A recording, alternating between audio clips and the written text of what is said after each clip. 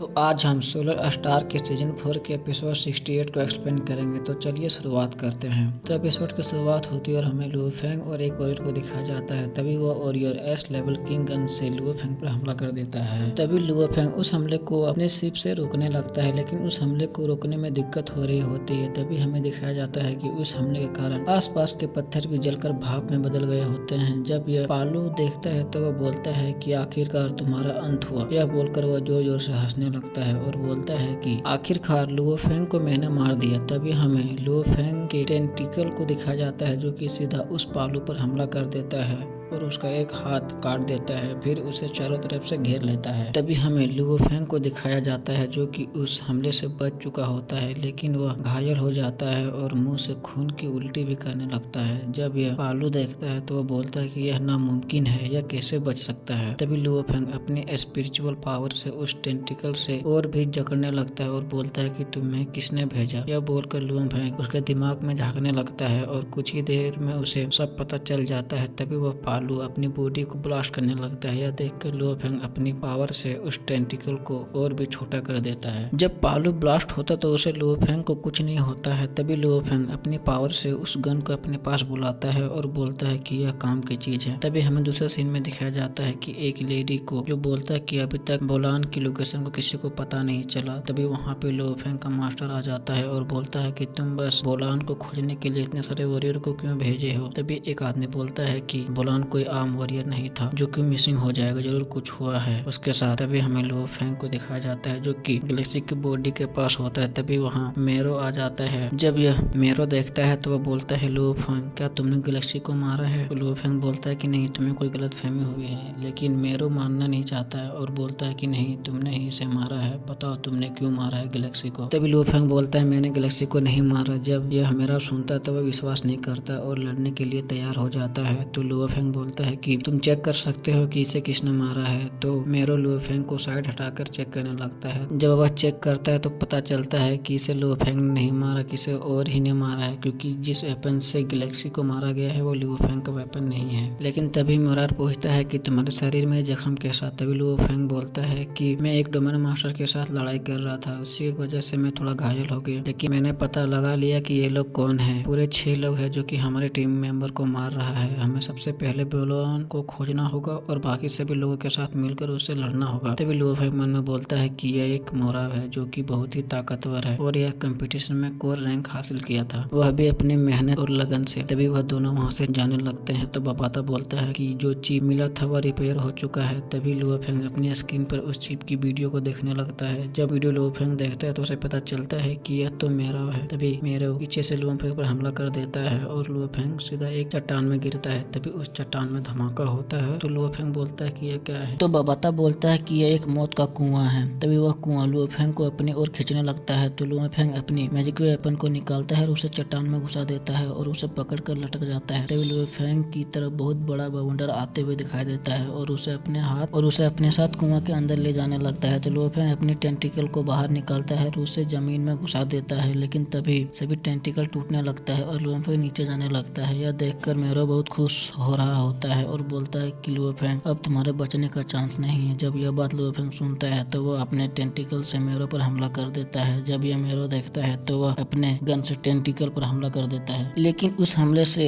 उस टेंटिकल का कुछ नहीं होता है और वो मेरो का पीछा करने लगता है। कुछ देर पीछा करने के बाद टेंटिकल सीधा मेरो को लगता है और उसे एक पहाड़ में घुसा देता है। तभी हमें लुओ फेंग को दिखाया जाता है जिसकी आंखें और गोल्डन हॉर्न बीस्ट की तरह हो रहा होता है। तभी लुओ फेंग अपनी ब्लड वॉरियर का पावर यूज करने लगता है और उस कुएं से बाहर निकलने लगता है, लेकिन लुओ फेंग बेहोश हो जाता है और वह नीचे गिरने लगता है। तभी बाबाता बोलता है कि लुओ फेंग जागो जागो जागो, लेकिन लुओ फेंग नहीं जागता है, वो नीचे गिर ही रहा होता है। तभी कुछ देर बाद लुओ फेंग को होश में आता है और वो अपने ब्लड वॉरियर के पावर को यूज करता है और वह सीधा ऊपर जाने लगता है। तभी उस कुएं से एक वेब्स बाहर निकलती है और सीधा लुओ फेंग से टकराती है। जब यह वेब लुओ फेंग से टकराती है तो वह गोल्डन हॉर्न बीस्ट की तरह बदलने लगता है और कुछ ही देर के बाद वह पूरा बदल जाता है और वह कुआं के अंदर जाने लगती है। जब ये लुओ फेंग देखता है तो वह बोलता है कि चलो देखते हैं ऐसी कौन सी चीज है जो कि गोल्डन हॉर्न बीस्ट को अपने पास बुला रही है। तभी लुओ फेंग अपनी बॉडी को एक बियर में बदल लेती है, क्योंकि बियर की बॉडी कितने भी टुकड़े में बढ़ जाती है वो अपने आप जुड़ जाती है। तभी वह बियर सीधा जमीन में गिरता है और उसके बहुत सारे टुकड़े हो जाते हैं। लेकिन तभी सभी टुकड़े फिर से आपस में जुड़ने लगते हैं। तो लुओ फेंग अपनी रियल बॉडी में आ जाता है और वहाँ से जाने लगता है और बोलता है कि जरूर यहाँ ऐसी चीज है जो कि गोल्डन हॉर्न बीस्ट को अपनी ओर आकर्षित करता है, चलो देखते हैं। तभी कुछ ही देर बाद वहाँ पर जमीन ब्लास्ट होता है और एक और होल खुलता है जो कि लुओ फेंग को अपनी ओर खींच लेता है। आज के लिए बस इतना ही, चलिए मिलते हैं अगले पार्ट में। तब तक के लिए चैनल को लाइक करें, सब्सक्राइब करें।